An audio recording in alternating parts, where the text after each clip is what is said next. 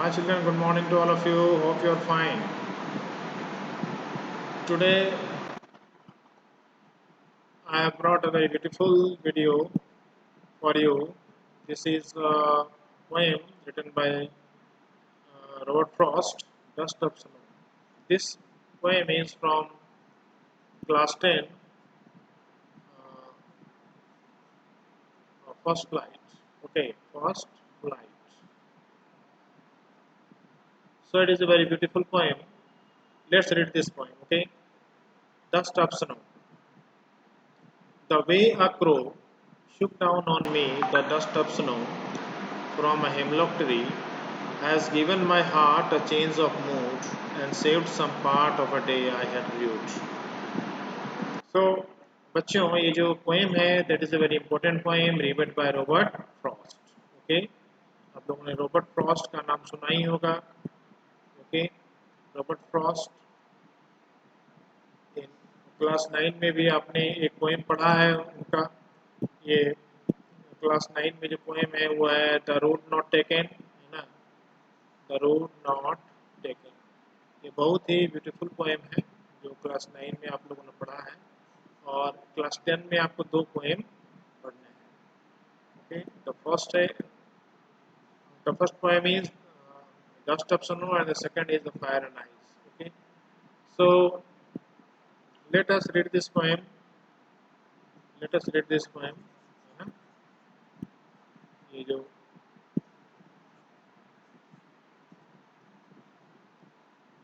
सो इस पोएम में Robert Frost साहब ने सिंबोलिज्म का इस्तेमाल किया है ओके सिंबोलिज्म का उन्होंने इस्तेमाल किया है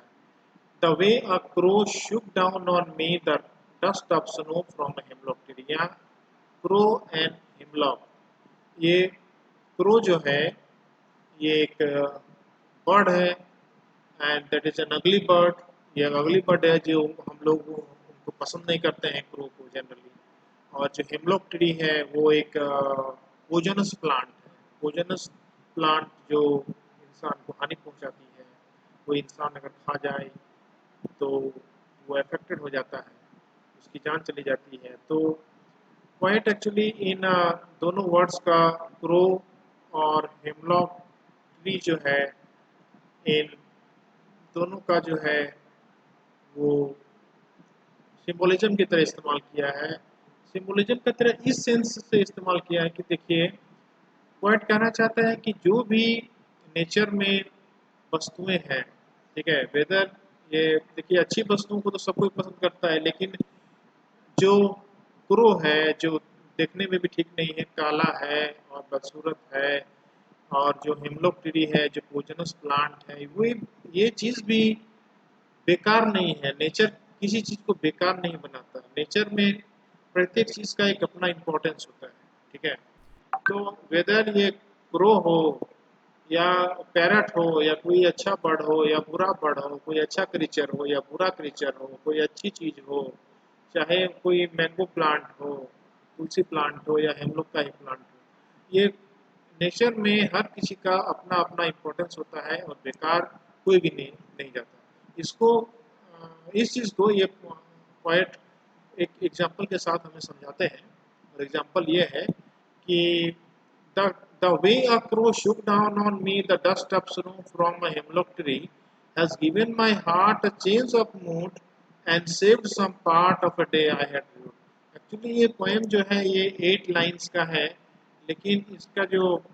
एक्सप्लेनेशन है 8 पेजेस में दिए जा सकते हैं ठीक है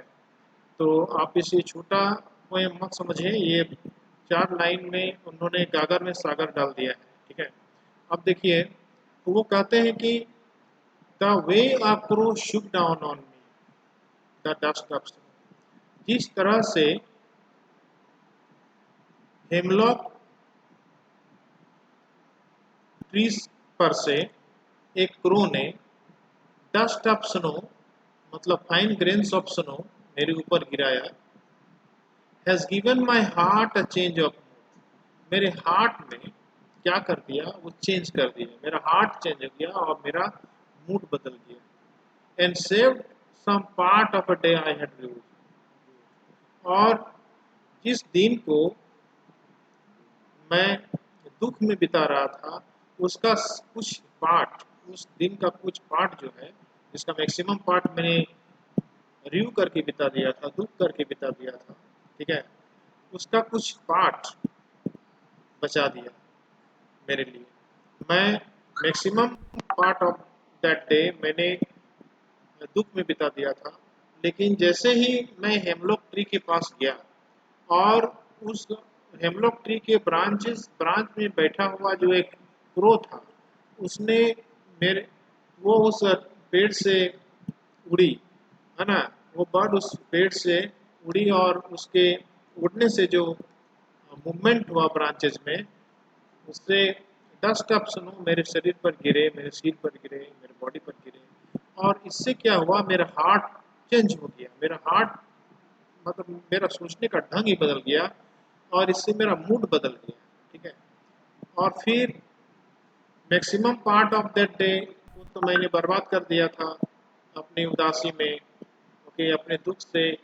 उस दिन का जो मैक्सिमम पार्ट है उसे मैंने नष्ट कर दिया था, लेकिन जो बचा हुआ दिन था उसे मैंने बचा लिया और उसे मैंने आराम से जिया, बहुत अच्छी तरह से जिया। तो यही पॉइंट कहना चाहते हैं। पॉइंट बहुत क्लियरली कहते हैं कि पॉइंट जो है एक क्रो और हेमलॉक ट्री का एग्जाम्पल देकर बहुत स्पष्ट शब्दों में उन्होंने कहा है कि नेचर में जो भी चीज है वो बेकार नहीं होता है, चाहे वो क्रो हो, अगली दिखने वाली क्रो हो, या कोई हेमलॉक ट्री हो, जो कि किसी के द्वारा पसंद नहीं किया जाता है। जनरली अगर आपको पूछा जाए तो आप कहेंगे कि हम क्रो नहीं पालेंगे या फिर हम हेमलॉक ट्री घर में नहीं लगाएंगे, लेकिन हर किसी चीज़ का दुनिया में इस्तेमाल होता है, इसलिए किसी चीज़ को आप छोटा ना समझें। नेचर में, प्रकृति में जो भी है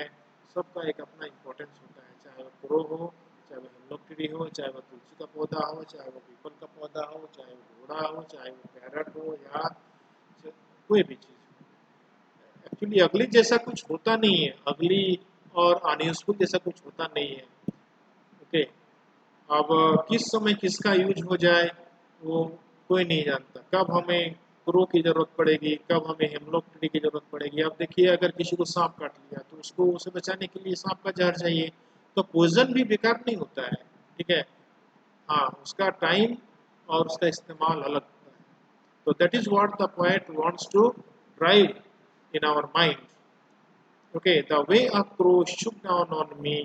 the dust of snow from a hemlock tree, has given my heart a change of mood and saved some part of the day I had lived. जिस तरह से क्रो ने हिमलॉक ट्री पर से डस्ट ऑफ स्नो मेरे ऊपर गिराया, उसने मेरे हार्ट को बदल कर रख दिया, मेरे हार्ट में जो उदासी थी उसे उसने रिमूव कर दिया और मेरा मूड बदल गया। और उस दिन का दुख में जिसे मैंने व्यतीत किया था, जिस दिन को मैंने दुख से मैक्सिमम पार्ट बर्बाद कर दिया था, उसका कुछ हिस्सा बचाने में मैं सफल रहा। तो this is the point. So thank you children, I hope you will like this. Please like, share and subscribe the channel. Please don't forget to subscribe for getting more such videos. Thank you very much.